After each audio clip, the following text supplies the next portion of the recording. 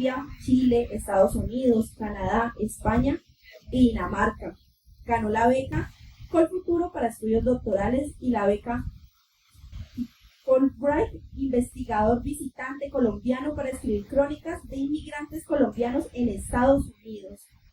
Estuvo en el 32 Premio Cáceres de Novela Corta España 2007, el Gutiérrez Mañé por su tesis doctoral de Nueva York 2012 y el Autores Vallecaucanos de ensayo Jorge Isaac acá en Cali en el 2015.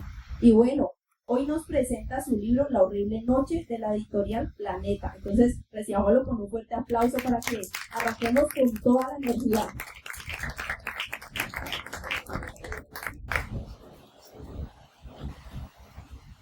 Bueno, muy buenas tardes. Para mí es un placer y un honor estar aquí acompañando a mi hermano en la presentación de este libro. Que ya no son 13 libros, sino que ya subió la cuenta. Este es el número 18, ¿cierto, Oscar? 15. Bueno, ya vamos llegando. Y bueno, además de felicitarte por este nuevo libro, yo quisiera empezar preguntándote, porque en esos 15 libros hay una indagación desde los géneros literarios. Tienes libros de cuentos, incluso dentro de los libros de cuentos hay un libro de cuentos infantiles, tienes un poemario, tienes 2 libros de crónicas, esta es tu segunda novela, pero además tienes una obra académica consolidada, ensayos, reseñas, artículos de investigación. Entonces hay una obra, por supuesto, muy consolidada, y el tema preponderante de esta obra es la violencia. Entonces yo quisiera, antes de entrar a la novela, que por cierto vale la pena en primer lugar mostrarle a todos los que están aquí La horrible noche, para que no la hayan visto todavía. Una novela que además es publicada por la prestigiosa colección Andanzas de Tusquets Editores. Entonces quería preguntarte en primer lugar, Oscar, ¿por qué ese interés sostenido durante ya más de 30 años en indagar en la violencia desde todas estas tipologías textuales? Muchas gracias. Buenas tardes a todos y a todas. Muchas gracias por su compañía. Casi todos los rostros son de gente conocida y querida, así que me siento muy bien en esta tarde. Antes de contestar a la pregunta, yo quiero leer la dedicatoria que tiene el libro, porque es muy especial para mí. Hace 10 años, mi padre, Marco César Osorio, leyó el primer borrador completo de este libro. Desde entonces me preguntaba de tanto en tanto por qué no lo publicaba. Me tomó mucho tiempo y muchas correcciones llegar a esta versión final. Él murió el 13 de noviembre de 2023. Lo hubiese hecho muy feliz tener un ejemplar entre sus manos. A mí también me hubiese encantado darle esa alegría. A él, que me inició en la literatura, dedico esta novela. Esta presentación, la primera presentación del libro, seguramente vendrán otras. Es muy especial para mí porque mi padre va a cumplir 2 años de muerto muy pronto.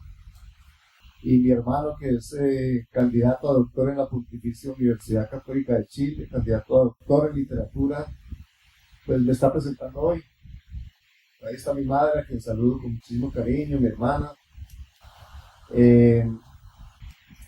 Eso lo hace realmente muy especial, esta presentación en particular, porque fue con mi padre que yo entré a la literatura, con mi papá, siendo profesor de escuela en la Tulia, el que me llevó al comienzo a través de la poesía popular, y fue precisamente en ese pueblo, en la Tulia, cuando mi padre era profesor, que inició lo que podríamos llamar mi itinerario vital en relación con la violencia, que luego se convierte en una obsesión que he tramitado a lo largo de muchísimos libros. Y es que en ese pueblo, por supuesto había sido afectado por la violencia de los años 50, es el norte del valle, ese pueblo en particular, vecino de pueblos como Primavera, como Betania, que fue quemado, y a los niños en el pueblo, cuando yo tenía 8 o 9 años, nos sentábamos en la plaza del pueblo y había cuenteros que nos contaban historias, y muchas de esas historias eran sobre la violencia. Así que de niño yo me estremecía escuchando las historias de los pájaros, de la chusma liberal, y nos estremecíamos de espanto. Y esa fue mi primera experiencia en la violencia desde muy niño, así que la violencia como relato está integrado a mi construcción como sujeto desde la primera infancia. Es decir, habito el mundo con relatos de la violencia desde que tengo conciencia de ese mundo. Así que no es una opción. Es una obsesión. Las obsesiones, uno como escritor lo que hace es tramitar sus obsesiones en la literatura y hacerlo de la mejor manera posible. Y así comencé esa relación con la literatura. Luego, por supuesto, fui cualificándome como lector, llegué a la universidad y ahí leí literatura de la violencia con mi querida maestra Carmilla Navia. Leímos, por ejemplo, La pájara pinta y algunas otras novelas de la violencia. Estaba La pájara pinta sentada en el verde limón. Y ahí comenzó ya, digamos, el trasiego académico por la violencia, en principio como ensayista, luego aboqué el trabajo creativo, e indagué la violencia en la crónica, en el cuento, en la crítica literaria, en la novela, en la poesía. El primer libro que yo publico es un libro de poemas que tiene por título La balada del sicario y otros infaustos. Así que no es que yo haya optado, es que la violencia habla a través de mi construcción como sujeto y se convierte, por supuesto, en un tema que no puedo ni quiero evadir. Lo que he hecho es, frente a esta cosa terrible que jamás logro interpretar, que jamás logro poner realmente en sentido, es indagar no solamente esos escenarios de violencia que he vivido, algunos muy de cerca, otros mediados por los relatos que he escuchado de otras personas que los han padecido, o de la literatura. Tramitar esa angustia que produce saber que nosotros como colombianos estamos viviendo desde hace décadas en un escenario que Foucault llama de violencia generalizada, es decir, una violencia que afecta todas las interacciones sociales, o por lo menos la mayoría de ellas. Yo nací en 1965. En 1965 nacieron la FARC, el ELN y el EPL. En 1965 se cerró la violencia esa de la que me hablaban los cuenteros en mi pueblo, con el nacimiento de esas guerrillas que son el primer gran actor de la violencia que Foucault llama violencia ligada a la economía de la droga, que es un escenario de violencia que tenemos hasta nuestros días. El primer actor, bueno, luego vienen los narcotraficantes, los carteles, las autodefensas que se convierten en grupos paramilitares, la patria, y bueno, ustedes ya conocen la historia, un montón de actores armados que han sometido a este país a esa oscuridad permanente de la violencia. Entonces, esos libros que no es el único tema de trabajo, otros temas, pero sí es mi tema preponderante. Porque es una pregunta que nunca he podido resolver. ¿Por qué estamos nosotros, los colombianos, asistiendo al milagro de la vida con el acecho permanente de la violencia? ¿Por qué nos toca eso? Y hay un montón de respuestas que siempre son insatisfactorias. Bueno, mis libros, tanto académicos como de creación, son un intento no de responder, porque no tengo respuestas, sino de indagar en profundidad esa pregunta. ¿Por qué la violencia es parte de una cotidianidad que no nos merecemos? Y esa es la razón. o bueno, no es una razón finalmente.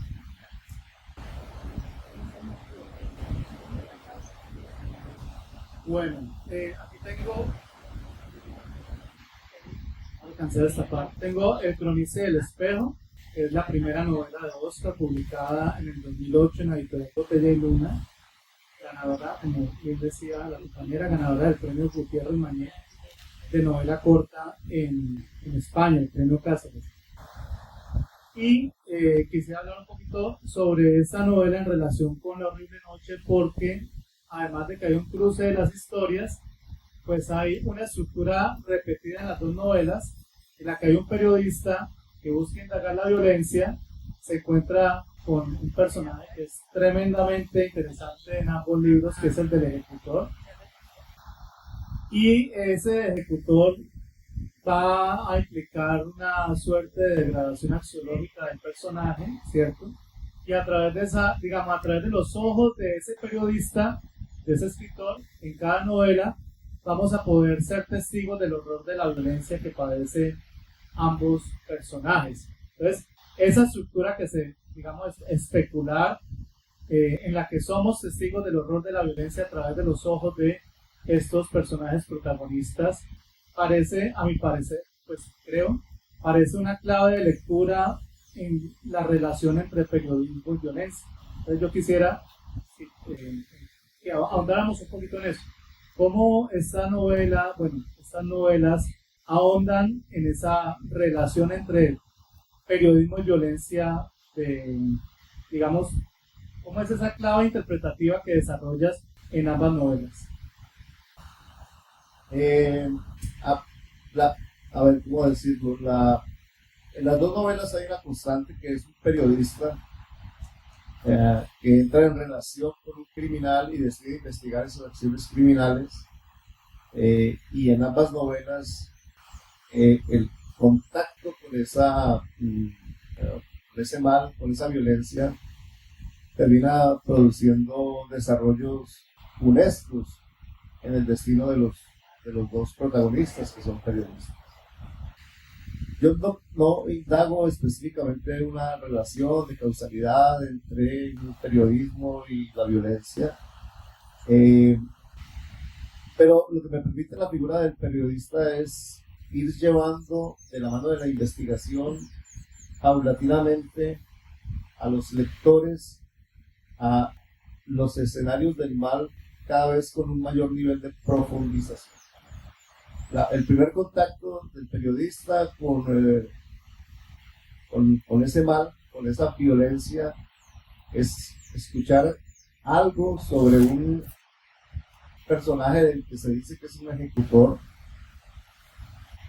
Y no sé si ustedes tienen claro qué es un ejecutor. Los dos criminales sobre los que indago en estas novelas son lo que llamamos ejecutores, son personas que en general trabajan para estructuras criminales asociadas al narcotráfico. No estoy hablando de carteles, sino de estructuras criminales, las que incluyen, están las guerrillas, los narcotraficantes, los paramilitares, otras estructuras armadas. Y estas personas se encargan de torturar, asesinar y desaparecer personas. Eso fue muy famoso con los paramilitares del Urabá. Una masacre fundamental en Colombia, que es la masacre de Trujillo, donde la experiencia de sus ejecutores se conoció de una manera muy detallada, porque muy rápidamente hubo mucha información sobre ellos. Y luego, hace poco, se hicieron muy famosos por lo que se llamaron los casos de Pico. Es una figura que a mí me parece que es el sumum de la violencia, porque yo me preguntaba, cuando comencé a escuchar sobre estos ejecutores, cómo se actualiza la figura del asesino en serie en una sociedad como la colombiana, donde ser asesino en serie es un oficio. El asesino en serie es un tipo criminal excepcional en ciudades normalizadas, pero en Colombia es un oficio. ¿Cómo se puede actualizar? Y es la pregunta que comienza a hacerse el periodista. ¿Cómo es posible que alguien que tiene una vida social en la que no hay rasgos de, de esa patología criminal que tienen vidas sociales normales como las de cualquiera de nosotros, tengan una actividad como esa.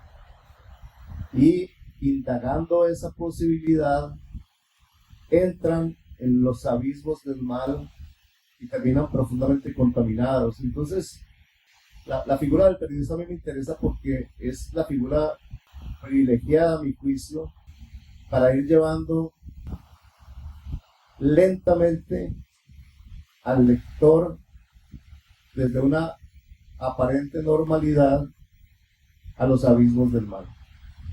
Y esa es la razón por la que escojo esa figura del periodista. No porque piense que haya una relación, digamos, causal entre el periodismo y la violencia, no, aunque sabemos que el tratamiento que los medios de comunicación hacen de la violencia puede incluso ayudar a que esa violencia se desarrolle de una manera más potente. Pero no es esa la relación que busco. No, a mí me interesa la figura del periodista porque para mí es privilegiada para llevar al lector a ese abismo que quiero llevar. Vale, gracias por la respuesta. Hay un inicio que me parece apabullante en la novela, tremendo, y es la narración de las fiestas de primavera del pueblo del norte del valle. Me interesa mucho, digamos, la forma de maltrato animal.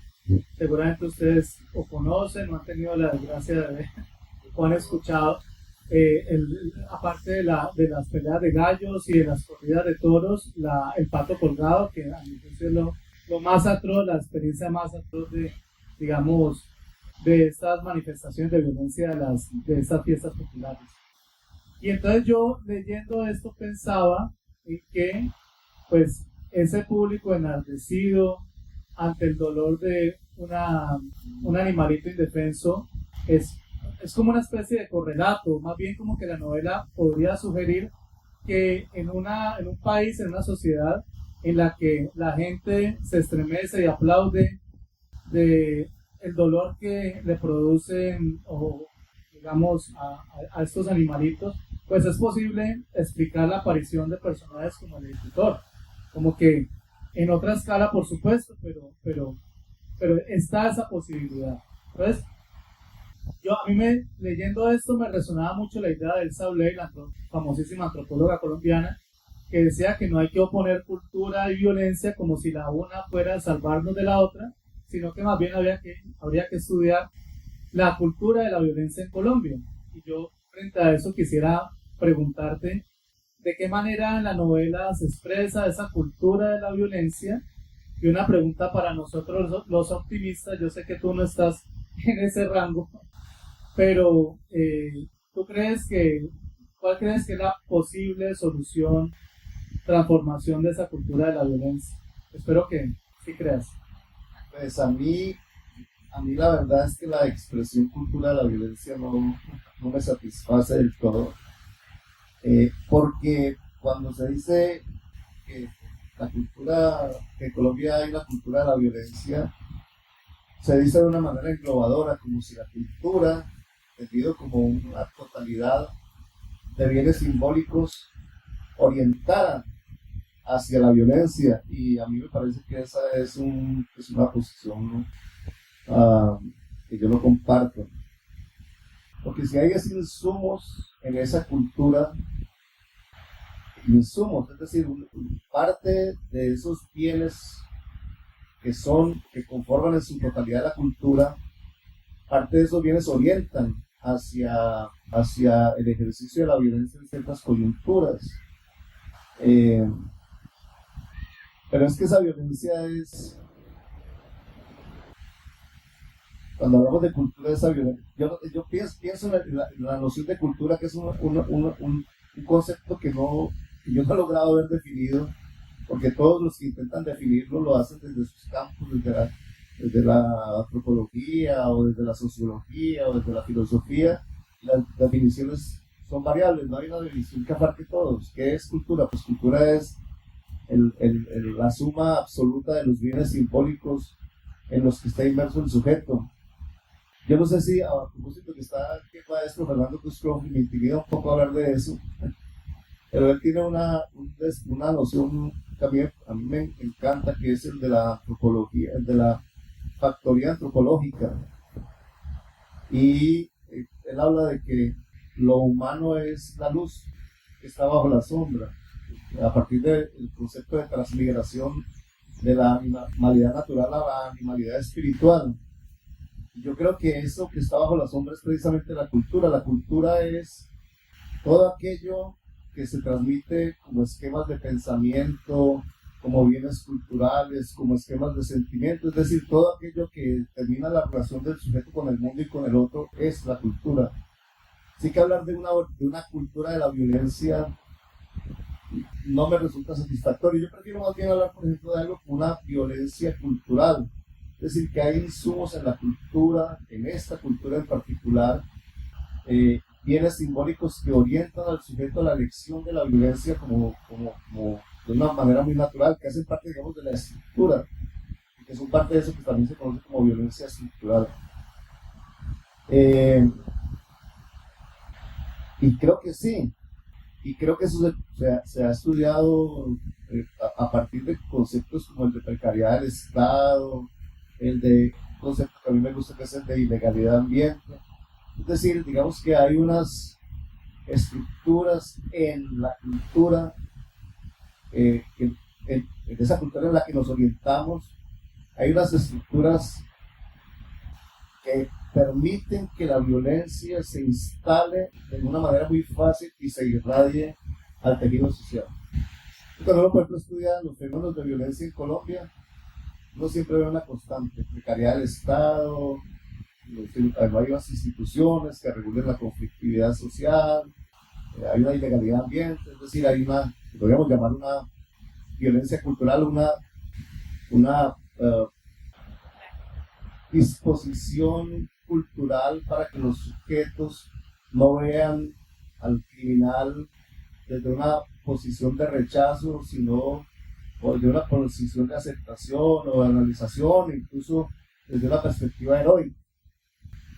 Y todo eso termina contribuyendo a que la violencia sea una opción, porque no hay unas instituciones que rijan la conflictividad, porque hay una tradición cultural en la que los criminales no son repudiados, porque hay una impunidad que hace que el delito no se castigue. Digamos, todo eso que hace parte de una noción general de cultura, sí, en la sociedad colombiana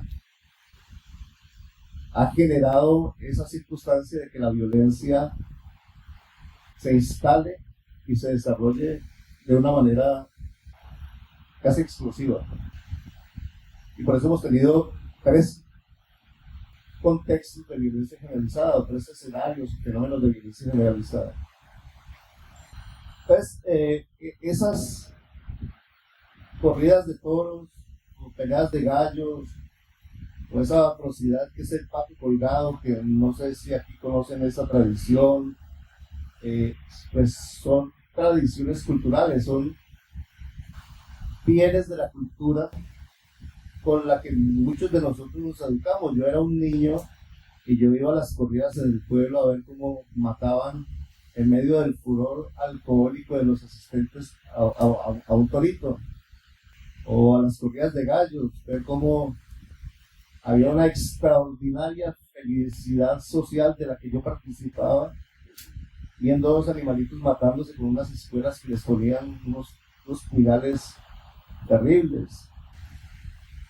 O el pato colgado, que es colgar un pato de las patas a un travesaño, y unos jinetes en caballo le engrasan el cuello con manteca de cerdo, y los jinetes en caballo se cuelgan del patito para llegar a decapitarlo, y el ganador es el que se queda con la cabeza en su mano ensangrentada y es un héroe del pueblo. Entonces yo no someto. Entonces el protagonista va a cubrir unas fiestas, la felicidad, pues el momento de la reconciliación, la fiesta, y pasa y tiene que ver esos espectáculos que son los que se ofrecían en mi pueblo, los que yo vi de chico. Y claro, eso le genera una angustia terrible y se pregunta qué relación hay entre esas tradiciones crueles y la violencia que se extiende casi de una manera epidémica en la cordillera. La cordillera siempre ha sido un escenario de violencia que feroz, atroz, cruel. Pues él no contesta la pregunta, pero lo que me queda a mí como escritor y supongo que queda como el lector es que evidentemente hay unos insumos culturales que determinan que en esa región hayan aparecido, con todo lo demás que he dicho, ese tipo de ejecutores, criminales que torturan, asesinan, descomponen cuerpos, en general, insisto, para estructuras criminales del narcotráfico. Más que este en particular es un asesino que tiene ese oficio no digamos por buscar un beneficio de carácter económico, sino por su propia satisfacción.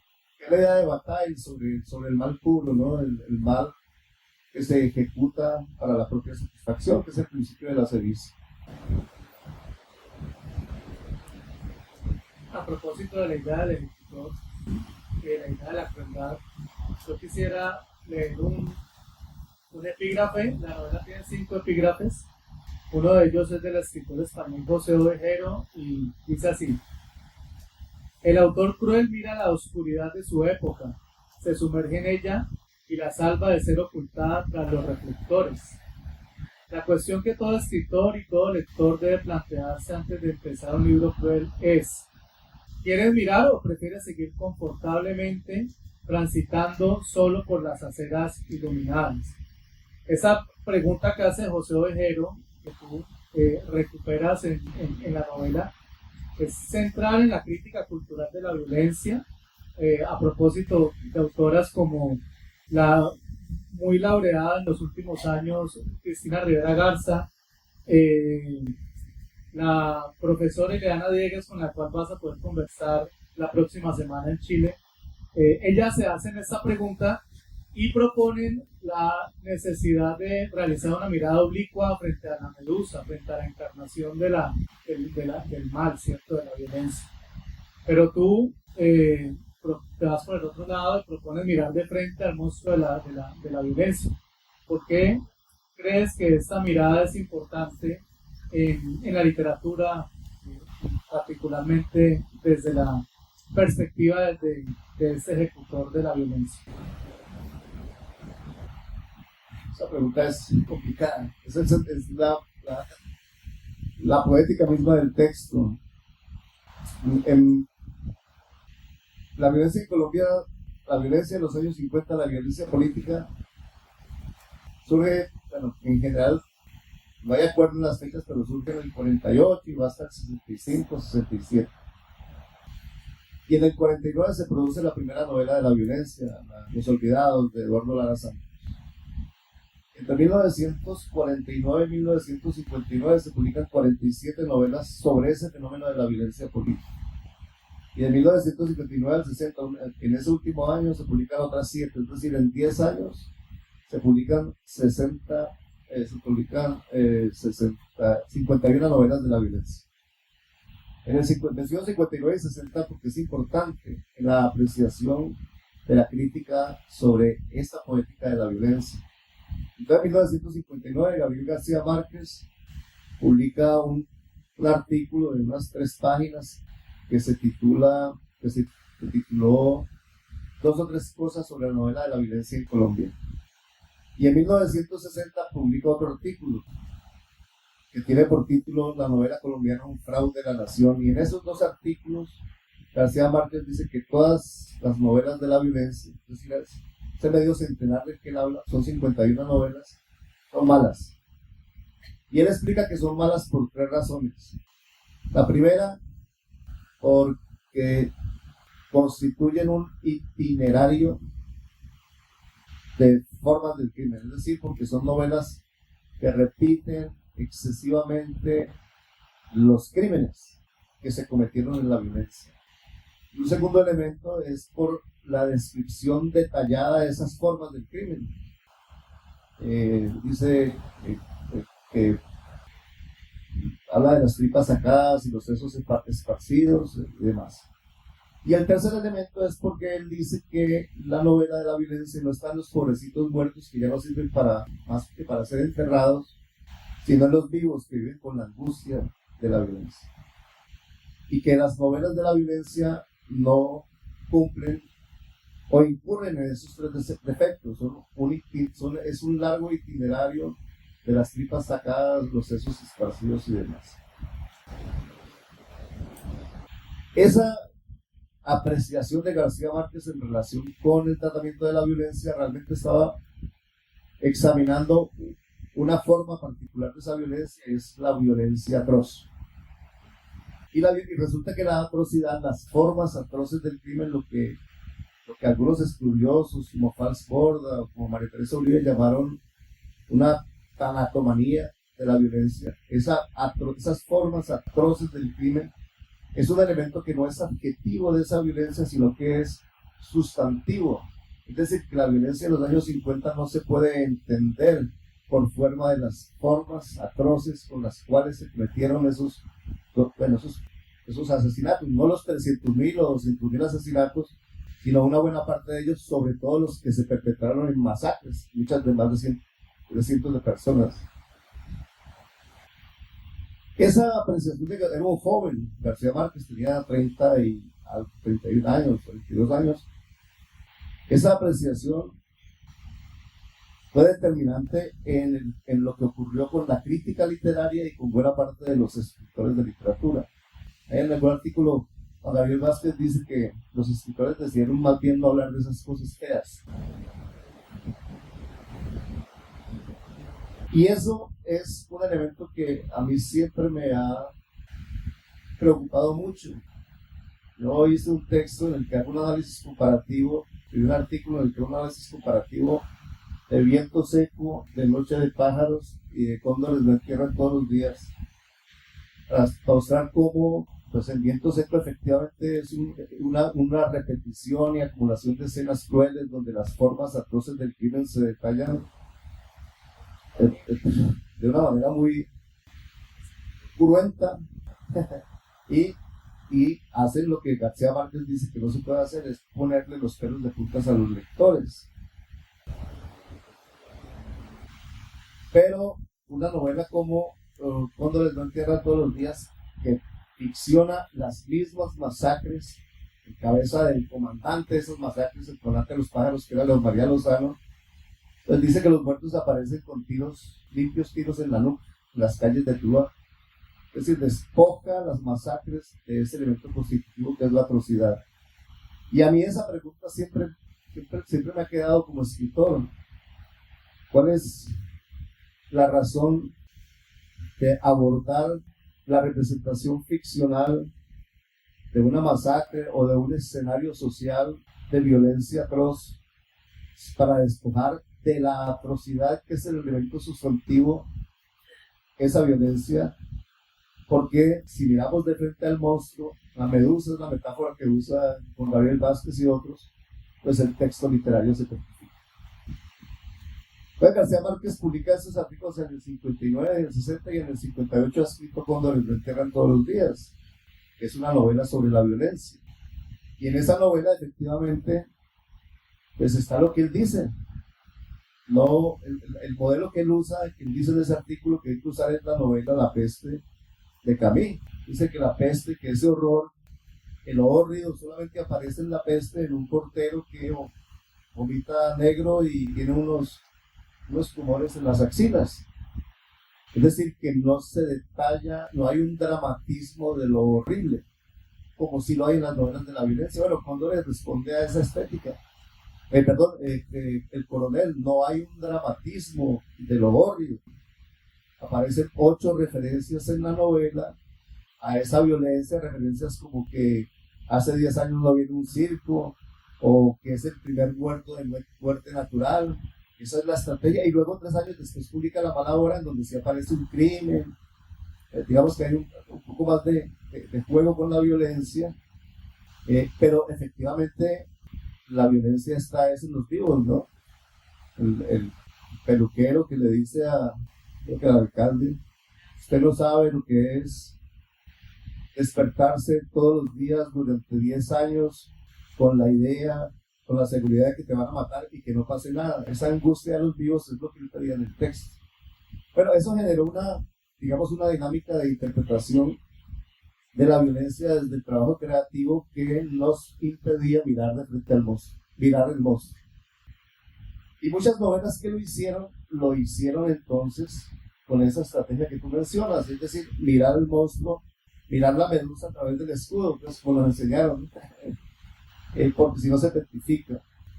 Y aparecen muchas novelas, incluso en La pájara pinta aparece también así. En muchas novelas de la violencia posterior aparece esa mirada oblicua. Entonces, por ejemplo, el profesor Alejandro José López, en su novela sobre la masacre de Diners Club, no elude el tema de la atrocidad, pero lo que hace es decir que el cuerpo del cura apareció decapitado, con el estómago vacío y las tripas no sé qué. Es decir, muestra la atrocidad de una manera oblicua a través de las huellas que quedan en los cuerpos. Y esa estrategia la usan muchos escritores. Pablo Montoya lo hace en La sombra de Orión. Bueno, es como más la tradición. No se elude la atrocidad, pero no se mira de frente. La novela que lo hace, que para mí es modélica, es Los ejércitos. En Los ejércitos aparece esa misma estrategia de mirar el monstruo de manera oblicua, pero también aparece descrito el asesinato y la violación de Geraldina de manera directa. Y eso te produce un temblor extraordinario. Esa es la opción que yo he tomado. Por supuesto, eso no se puede repetir. No se puede. El primer mandato de García Márquez yo lo asumo absolutamente. La novela no puede ser un itinerario de crímenes y mucho menos de crímenes atroces, porque entonces se pierde el efecto que se quiere producir, al que me voy a referir enseguida. No puede serlo, porque ese extragamiento de la atrocidad termina alejando al lector del efecto que queremos producir, que es este.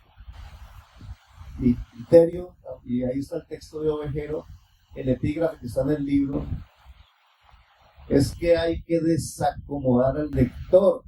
Es decir, la tarea de la novela no es, como decía García Márquez, ponerle los pelos de punta a los lectores, pero yo sí creo que la novela también le puede poner los pelos de punta a los lectores.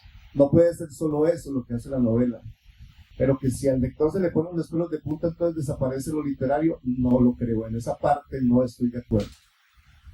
Y yo le pongo los pelos de punta a los lectores, pero no la novela no está subordinada ni a la violencia atroz ni a ese efecto de los lectores.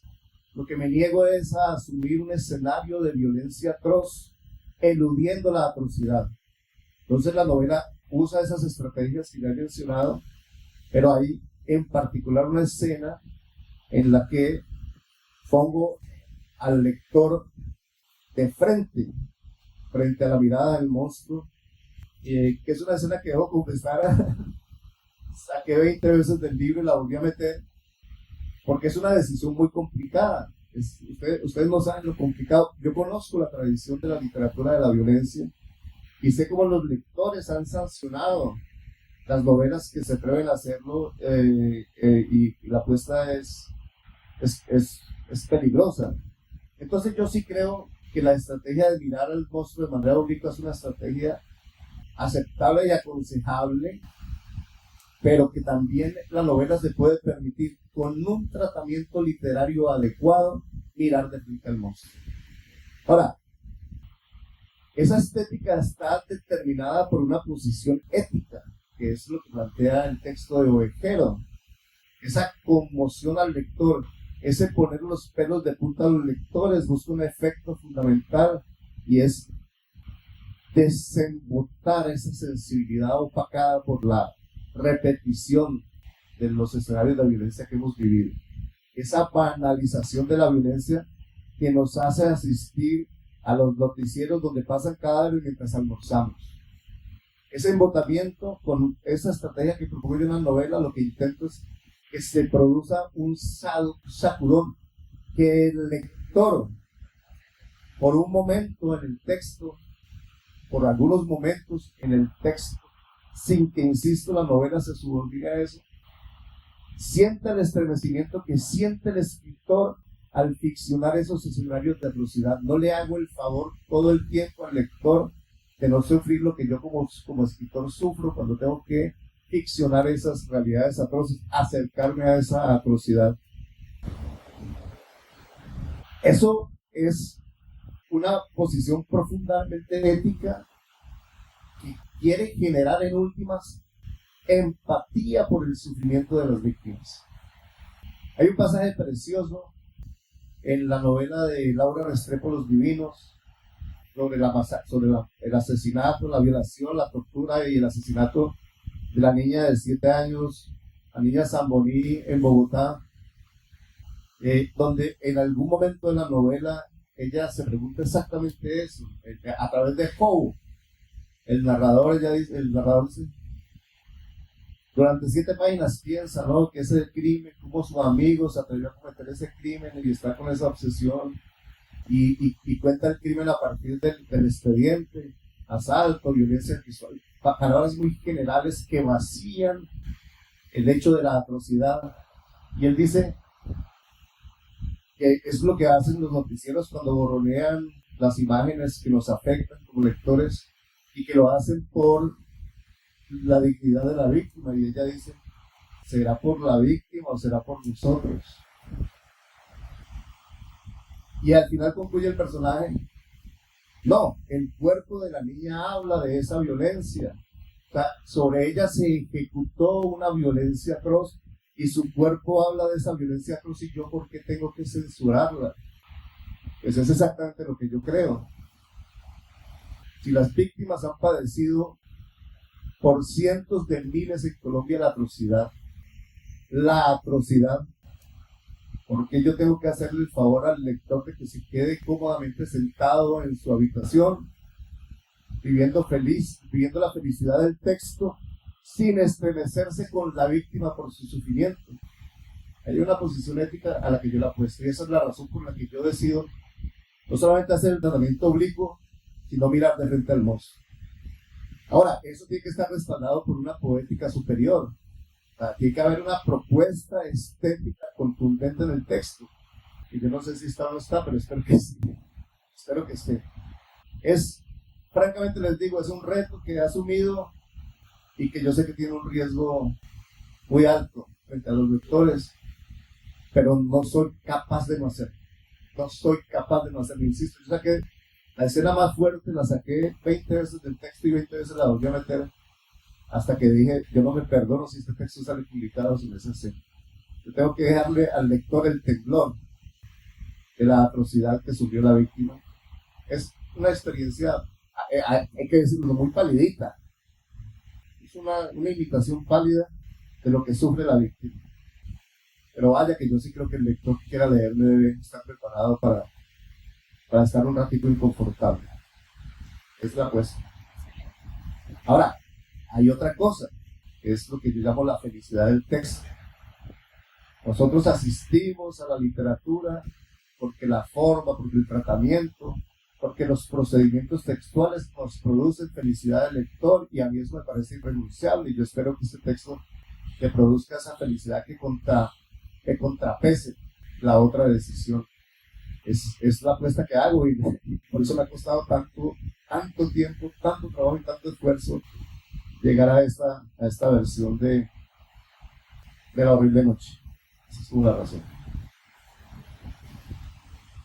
Ahora que mencionas lo de las víctimas, hay algo muy interesante en esta novela, y es esta reflexión sobre las editoriales, sobre la editorial Cabuya, que es una editorial pequeñita que hace tirajes pocos ejemplares, con una gran curaduría, que publica autores en muchos casos inéditos.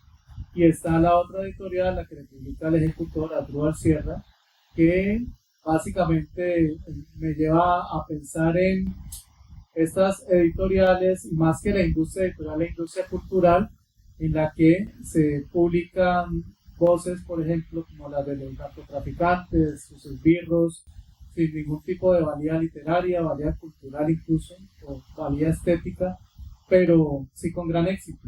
Entonces yo creo que ahí hay una, digamos, una reflexión que se propone en la novela a propósito de estas voces que son replicadas en estas editoriales, y yo quisiera, no sé, que me comentaras, que nos comentaras cuál es tu posición frente a eso, porque mi impresión es que estas voces, digamos, esta reproducción, no solamente en los libros, sino en las plataformas, hay que ver cómo cada año buscan la manera de publicar otra serie u otra película sobre Pablo Escobar o sobre JJ.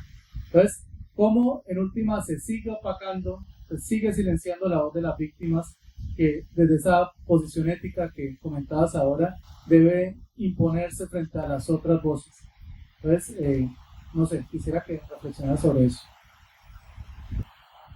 Sí, ese es un tema central a mi juicio en la literatura de la violencia. Yo no participo de la idea de que eso es una tendencia nueva, ¿no? En La Pájara Pinta, en el 75, ya estaba una novela que se construye de la voz de las víctimas. Y varias de esas novelas se construían desde esa perspectiva. Es una novela como Angosta de Pasolís, con esta señora que sufre la violencia, se construye desde esa perspectiva. Pero sí es cierto que una tendencia fundamental es construir la novela a partir, además de una romantización del verdugo, de una imagen a veces edulcorada del victimario, ¿no? Volviendo a lo de Gardiazabal, ¿no? El personaje de leyenda de Leo María Lozano. Una novela dedicada a, lo digo honestamente, a enaltecer al jefe de los sicarios del norte del Valle. Pero heroicas. Sí, es un héroe. El tipo comandó, en la realidad, Leo María Lozano comandó los pájaros del proceso de conservatización de la cordillera, que dejó miles de muertos, muchos de ellos masacrados con formas atroces del crimen. Pero la imagen que nos vende 100 años de soledad,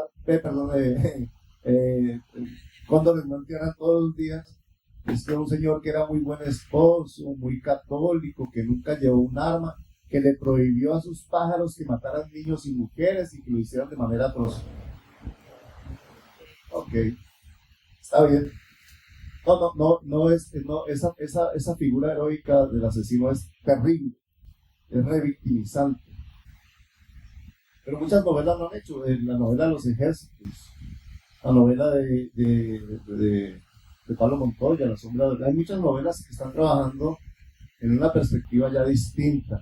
En esta novela, por ejemplo, en particular, aparece la voz del asesino en unos diálogos pocos, pero la figura del asesino se construye desde las víctimas. No sé si pillaste esa estrategia, ¿no? Que sí. Es decir, a partir de lo que sufren las víctimas por la acción del criminal es que aparece la figura del asesino. Pero no hablo del asesino, no le construyo una historia, ni un carácter, y mucho menos una figura heroica, ¿no? Y me parece que es un principio de justeza con quienes han sufrido tanto horror en este país, ¿no? Que la literatura se construya desde el sufrimiento, desde el dolor. A mí eso me parece que es una tarea que a mí me gusta cumplir, en la que me siento satisfecho. Es el sufrimiento y el dolor lo que debe ser el motivo literario central del texto, y no esa figura, no ese Hannibal Lecter extraordinariamente sofisticado que uno termina admirando en las películas. Yo no he leído las novelas. No es esa perspectiva, y es una tendencia ahora a que no sea esa perspectiva. Pero te habías hablado de otra cosa al comienzo que yo quería contestar y se me olvidó qué era. Sobre la industria cultural, la industria literaria. Y la editorial. Cuando el criminal es un escritor asesino, supuestamente, ¿no? Porque Creo que para el lector no queda claro, para mí tampoco, si es verdad o no que él es un escritor asesino. Pero hay una serie de indicaciones que son las que investiga el periodista. Ya me están haciendo por allá pistola. No, que 10 minutos, ¿cierto? No es pistola. Que, que hay un tipo que es un ejecutor, un asesino que despedaza víctimas en una finca que se llama El Edén y que luego escribe novelas en las que describe esos asesinatos. Eso francamente parece increíble, inverosímil. Yo, de hecho, cuando tuve esa ocurrencia y comencé a escribir, yo decía, pero es que el lector no me va a creer esto, o sea. Entonces me fui a investigar y resulta que hay un montón de escritores asesinos en la historia de la humanidad. Yo no estaba haciendo una gran invención como pensé, yo, uy, qué figura. No. Hay un montón de asesinos, incluso asesinos en serie, poetas caníbales, que narran sus crímenes en novelas, en cuentos, en crónicas, que publican en los medios de comunicación. Entonces yo hago esa investigación y dejo las huellas de esa investigación en la novela. Hay un capítulo que se dedica a mostrar eso para decir al lector, venga, pero es que sí existe, es verdad, eso existe, para convencerlo. Yo no sé si esto realmente, bueno, no sé el lector a qué conclusión llegará, pero lo cierto es que hay una editorial que le publica esa literatura que efectivamente sí es horrorosa. Hay un escritor envejecido, que es otra historia que está en la novela, ¿no? El tema de la escritura y la vejez y el olvido y la pérdida del talento, ¿no? Eso que tan bello hace Philip Roth en La humillación. Pero ahí está esa historia, y ese señor es el asesor literario del empresario, porque supuestamente es un empresario, ¿no? Públicamente es un empresario, quiere contar esas historias. Y esos libros que son muy malos, y la escena que es la puesta de frente del monstruo, es una escena que cita esa novela, y eso es horroroso y es muy malo, pero la editorial le publica porque el tipo compra los libros, o sea, los libros son un éxito comercial. Y yo dije, pero es que si yo digo esto, que efectivamente es una sátira terrible al aspecto comercial de las editoriales comerciales, que no se rigen por el criterio del buen gusto literario como antaño, sino del éxito comercial. Si se vende, se publica. Si el escritor vende, se publica. Ahí ustedes se asoman al editorial, al stand del Planeta, y ahí ven un escritor que tiene la mitad de los stands, y todos los estantes están las obras de él, no por su calidad literaria, no porque vende mucho. Y yo dije, eso me va a sacar de la posibilidad de que una editorial comercial importante me publique. Y yo, cuando Planeta aprobó la publicación de la novela, yo me quedé muy sorprendido. Yo dije, bueno, chévere, pero ahí está la crítica a un sistema editorial que no necesariamente privilegia la calidad literaria, sino la posibilidad comercial. Está ahí. Y afortunadamente se publicó por una gran editorial. Es una colección que además me fascina, que es Andanzas de Tusquets. Pero tú no eres el autor de esos asesinatos del libro, ¿no? No soy. Okay. Yo tengo otras preguntas, pero se me ocurría justamente, okay, por eso, no voy a hacer las preguntas, sino que a propósito de eso que contabas, de el no cuidar al lector de que tenga la experiencia del horror, nos quisiera leer justamente ese pasaje de la novela. No, a ese pasaje hay que llegar. Cuando hayan vivido la felicidad de la escritura y estén enamorados de la novela y conozcan otros personajes, entonces se pegan sus sacudón. Bueno, entonces si los pego ahora, esta gente del Planeta que está ahí vendiendo el libro no va a vender uno solo. Entonces mejor no los leo. ¿Otro pasaje? Pero es que creo que no hay tiempo. ¿Cuánto nos queda? Es que ahora hay otro evento aquí. No, 3 minutos. No sé, pues y no les damos la palabra al público para que hablen o pregunten. ¿No? Mi esposa asistente me puede prestar las gafas. Asistente logística, me pesan las gafas, por favor.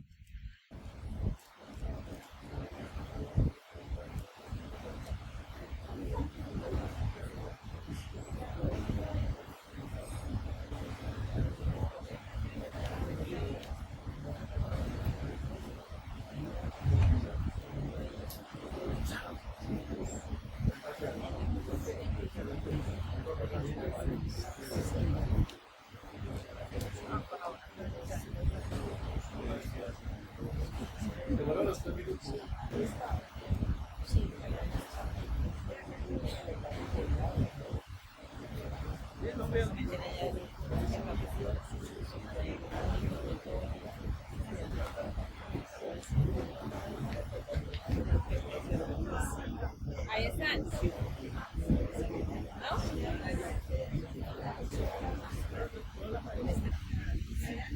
Bueno, vale, es muy, muy corto porque ya nos echaron. ¿No son esas? No, esas son las de ella, no las mías. Esta es la crisis del periodista enfrentado a la violencia, que es una crisis que a mí me parece deseable para todos aquellos que nos enfrentamos a este fenómeno de la violencia. Vale, muy rápidamente.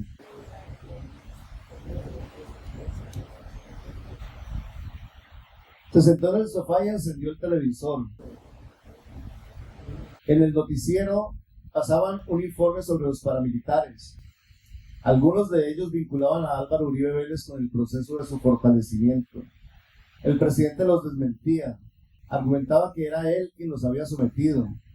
Todos estos días son noticias relacionadas con la violencia, pensó, la misma que ejercieron el abuelo y el padre del escritor asesino antes de que los mataran, y sigue desplegando su familia con la protección del Estado. Un abogado declaró ante las cámaras que ya estaban vinculados a la llamada parapolítica más de 100 líderes regionales y más de 100 congresistas y excongresistas.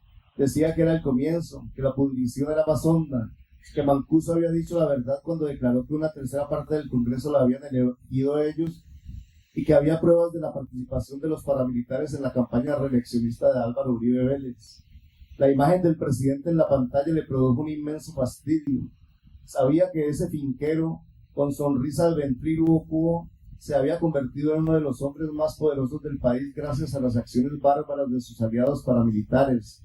Criminales como Sierra han sido el combustible de su carrera política, pensaba mientras veía las imágenes y escuchaba las noticias. Le dio varios puños a la pared, fue a la nevera y sirvió un vaso de agua. Sintió que una masa de iracundia se instalaba en su tráquea y le impedía respirar.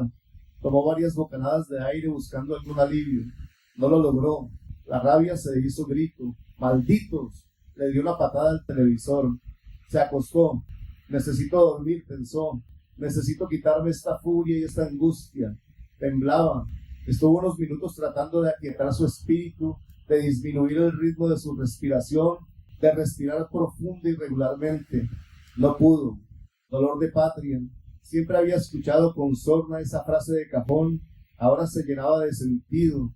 Le dolía la nación en el fondo de su piel, en los intersticios de sus arterias, en los entresijos de la carne. Le dolía el alma. Era una sensación física, como si estuvieran vertiendo plomo líquido en sus venas. Sentía un ahogo permanente, una congestión en el pecho. Le dolían las víctimas, los cuerpos desaparecidos en fosas y ríos, la multitud de desterrados que llenaban de miseria las ciudades. Colombia es un país que crece en el dolor y en el dolor se solaza, pensó. El timbre de la entrada le produjo una descarga eléctrica en la columna vertebral. Se quedó quieto, a la espera, hasta que unos potentes golpes en la puerta lo sobresaltaron. Andrés, gritaron desde afuera, era pesquizo. Tuvo que insistirle para que lo dejara entrar. Su rostro se comprimió al ver el estado del apartamento.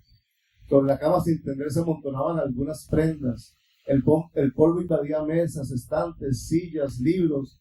En el lavaplatos se acumulaban vasos y pocillos sucios.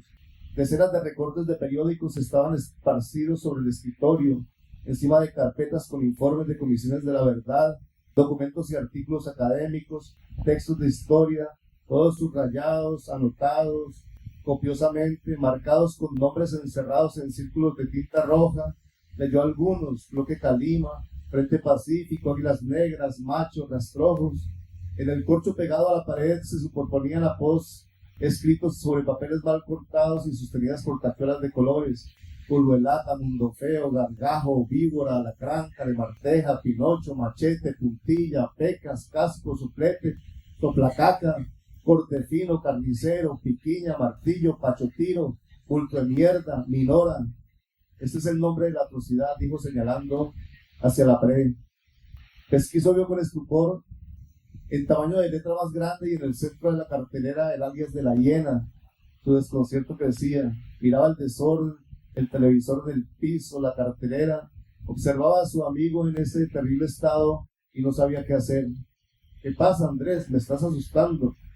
Es imposible seguir el hilo de esto, Calisto. Le mostró un texto lleno de cifras y diagramas.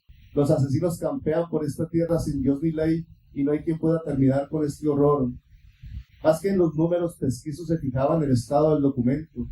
Cuyas páginas Andrés pasaba rabiosamente con sus dedos untados de saliva, hojas dobladas en las esquinas, papel arrugado y sucio, letras borroneadas por el uso, marcas hechas con lapicero, notas superpuestas unas sobre otras.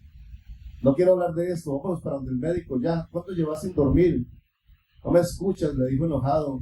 Te hablo de ríos de sangre que contenían estos informes, de miles de personas asesinadas, de torturas, de sevicia, de un sufrimiento inenarrable y me venís a salir con esa estupidez. Es que te veo muy mal, necesitas descansar, medicarte, olvidarte de esto por un tiempo. Excelente, hagámonos a un lado, mientras no me den a mí, no tengo nada que ver en el entierro. No es eso, pero tienes que pensar en tu salud. ¿Sabes qué, Calisto? Los hijos de puta como vos son tan hijos de puta como esos hijos de puta, te señaló la cartelera. Bueno, y ahí sigue la crisis de estación.